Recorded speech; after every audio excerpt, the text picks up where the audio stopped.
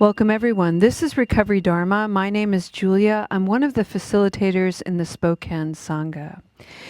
It is at this time that I would encourage anyone who needs a little rest today to go ahead and lie down.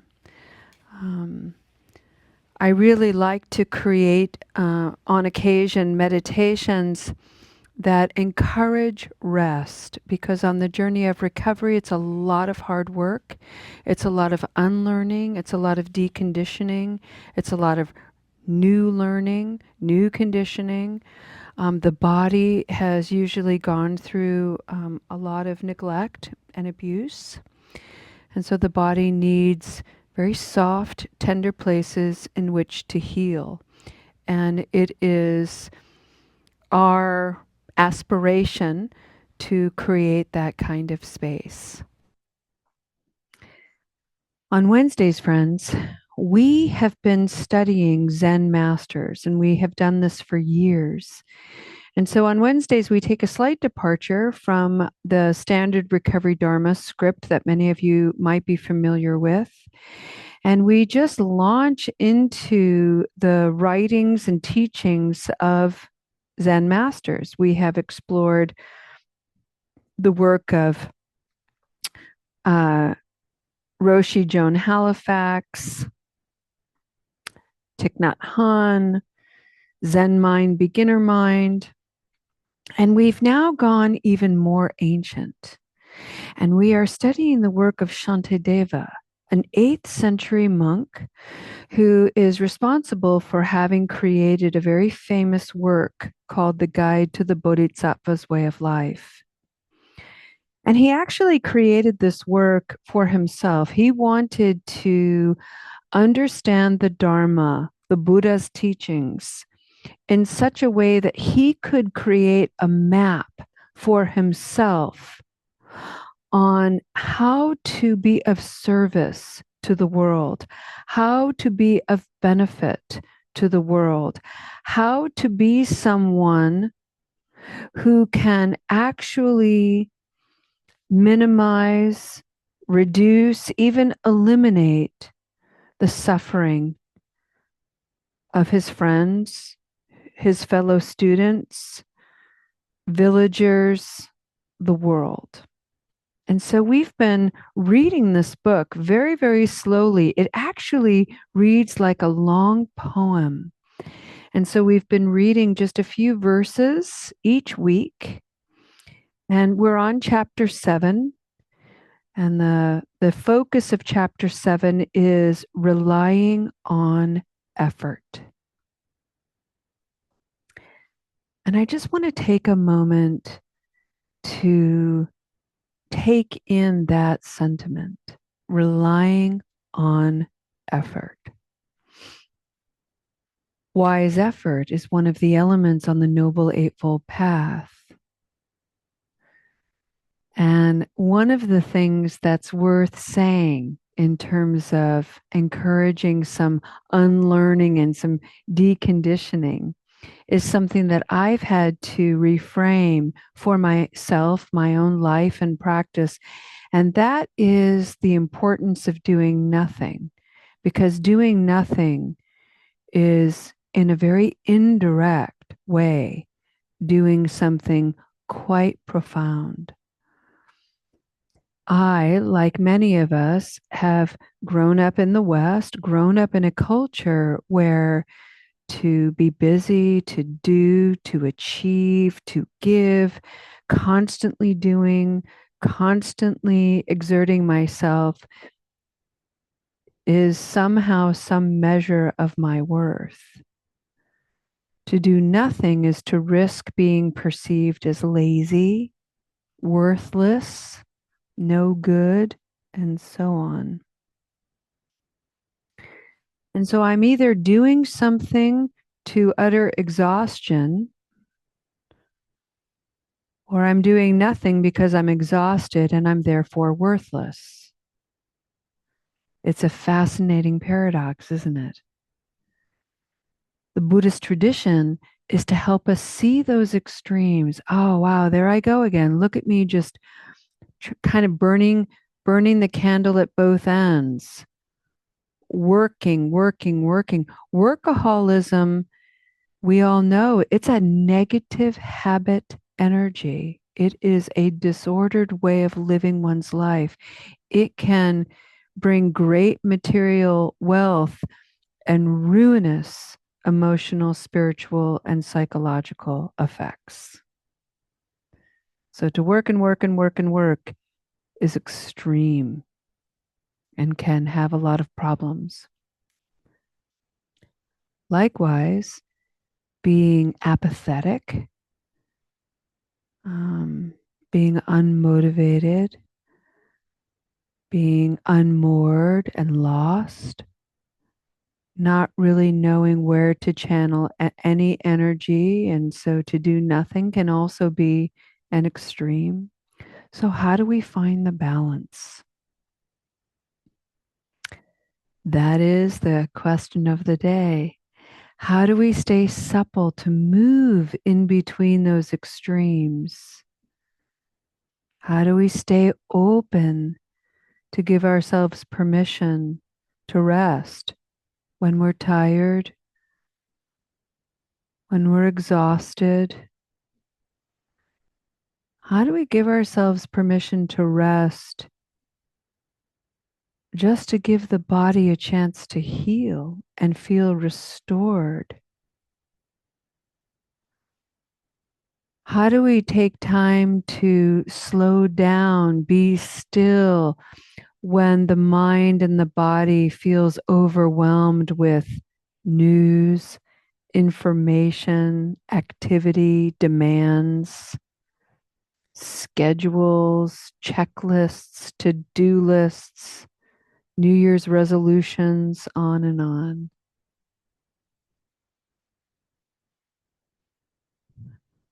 It's effort. So the Buddha knew thousands of years ago that to explore our effort and to determine for ourselves what that effort is an act of wisdom.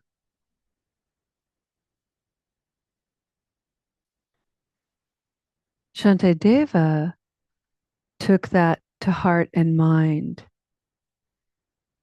and said, okay, through my efforts of discernment, curiosity, meditation, rest, nurturing my mind and body with good food, these are all virtuous efforts. And I must rely on them if I want to be healthy, wise, but most importantly, if I want to be someone who is of benefit rather than someone who's going to contribute bringing more harm into the world. That's the big question here. Who do you want to be? Do you want to be someone who can be of benefit? Do you want to be someone who is harming?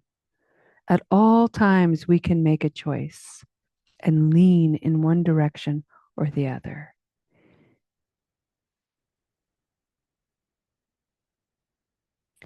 Coming to a Recovery Dharma meeting is effort. Putting your body in a posture to relax and feel at ease is effort. It may not seem like it because it's not a spectacle, but it is an effort. It's a gentle effort. It's a thoughtful effort. It's a compassionate effort. Listening to me and trying to stay awake is an effort.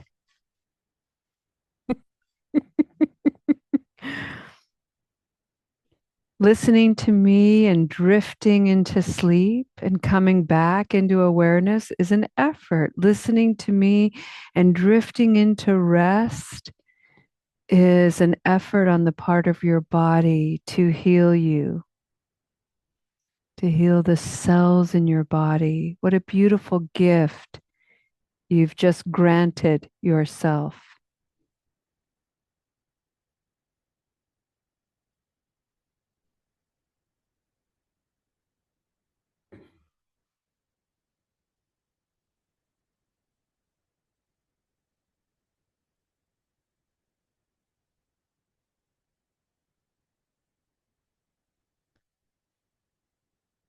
I'd like to invite you to bring your attention to your breath and the way you breathe in and out,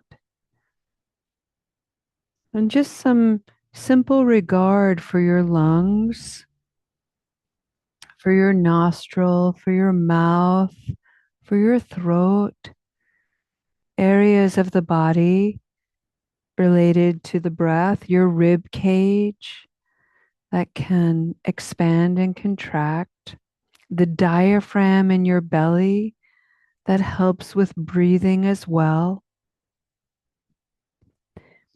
So much is going on in the body, breathing on your behalf, that most of us aren't even aware of. We kind of take it for granted. And that's okay. That's okay. We don't have to be aware of our breathing 24/7. But every once in a while, it's nice. It's nice to come into the awareness of the breath and to just give a little thank you to the body for breathing, for keeping the cells in the body oxygenated, for looking at our habit energy that might be getting in the way of healthy breathing. Maybe there are some of you out there who have negative habit energy associated with smoking. Maybe it's something you feel ashamed of. Maybe it's something that you're struggling to address. See if you can bring forward a little bit of mental effort to ease up on yourself. Quitting smoking is a big deal. Shifting that particular habit energy is a lot. And spending an hour breathing, awareness of breathing, and not smoking is amazing. It's really good, really beautiful.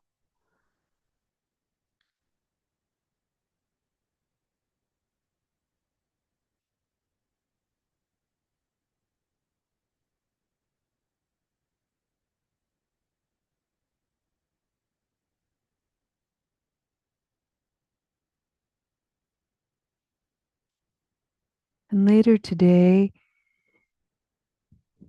if a craving arises, if some anxiety floods the mind and the body, and having a cigarette helps that, it's important to notice, take stock of that, explore the good things, the benefits, explore the negative things, the cons, explore the things about that habit energy that feel ambivalent or neutral.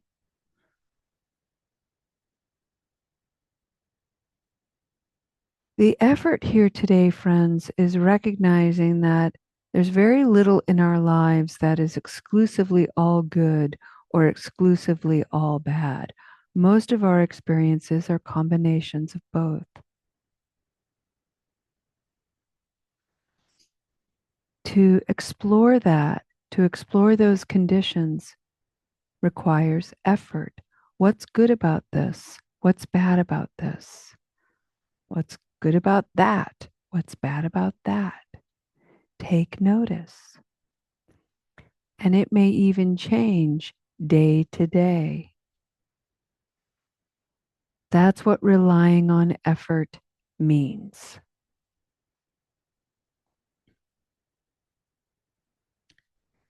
I'm just going to read one verse today, and it has to do with cultivating patience.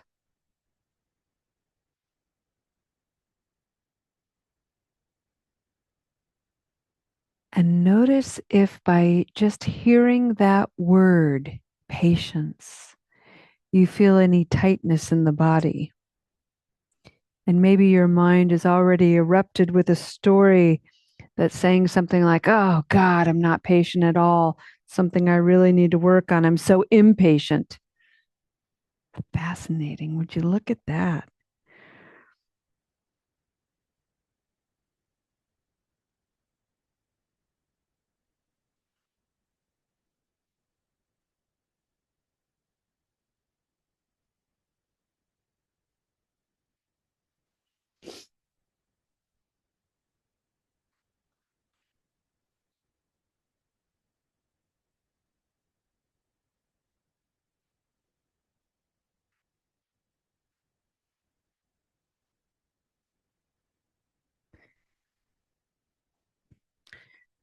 Shantideva, in this part of the chapter, is talking about how people who disturb us, challenge us, even harm us. He's referring this in this translation is it's called an enemy.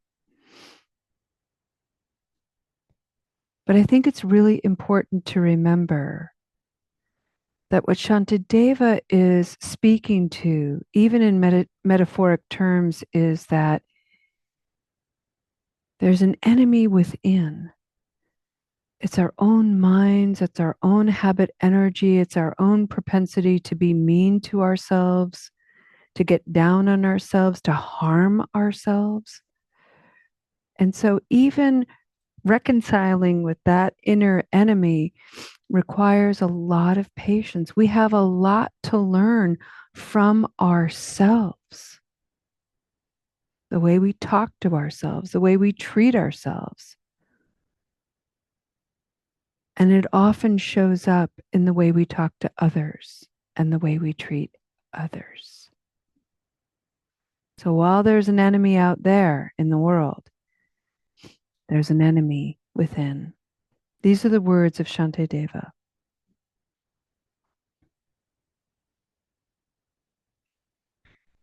If, because of my own shortcomings, I do not practice patience with my enemy, it is not he, but I who prevent me from practicing patience.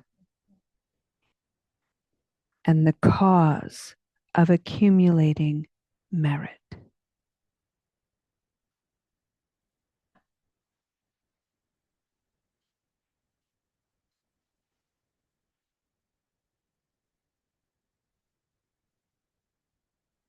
It's so easy to blame other people, right? They did this, they did that. They hurt me this way, they hurt me that way. And it's all true. And the truth is, I get to look at all my reactions, all my thoughts, all my reactivity, all the ways I skillfully and unskillfully respond and react to that person. That's my work. So when someone is yelling at me and I'm yelling back at them, it's just more of the same.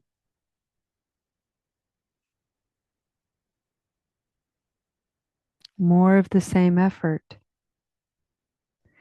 If someone is yelling at me and I create a boundary, so I limit their ability to access me and therefore yell at me, and I work on my own feelings about how I feel about being yelled at, if what they're saying to me is true, and so on. That's a different kind of effort. That's a different kind of energy. That's a different kind of response.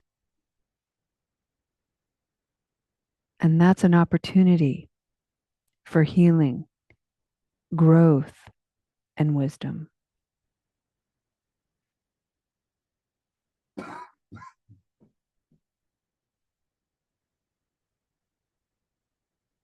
That's why we're here, friends, to practice. And many of you have heard me say this before, but we're not here to get it perfect. Practice makes perfect, or so they say. I'm bored with that idea. I think it's nonsensical. I find it much more interesting to say practice makes practice. Your practice is your effort, and your effort is to be celebrated.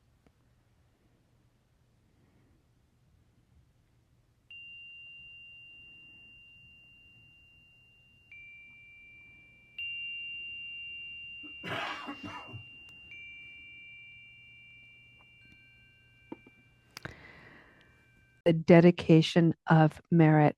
And for this part of the practice, I'd like to encourage you to take an active, noble posture. And by doing so, I invite you to sit up straight. nice and tall, proud of your effort here today. I'd like you to maybe even see if you can bring your awareness to the level of your heart. Lift your heart. Sada. This is to lead with the heart.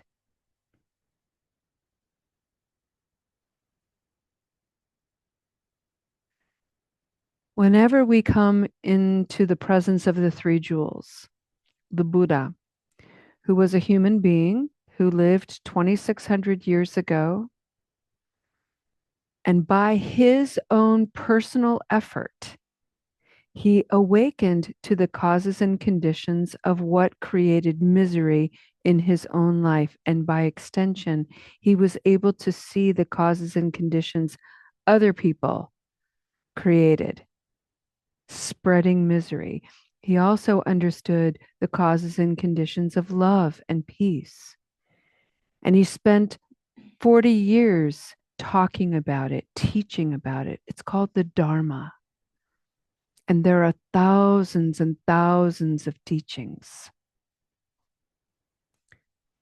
And those lineages, those teachings have found their way all over the world in various communities that are keeping this wisdom alive and relevant in the contemporary world. This is called the Sangha.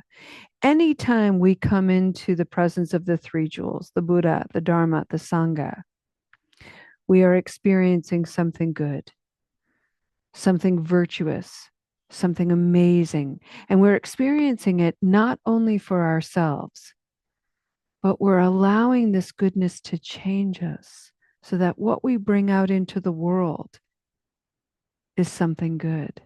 It radiates from us. It twinkles in our eyes. It's carried by a new tone, more patience, more presence.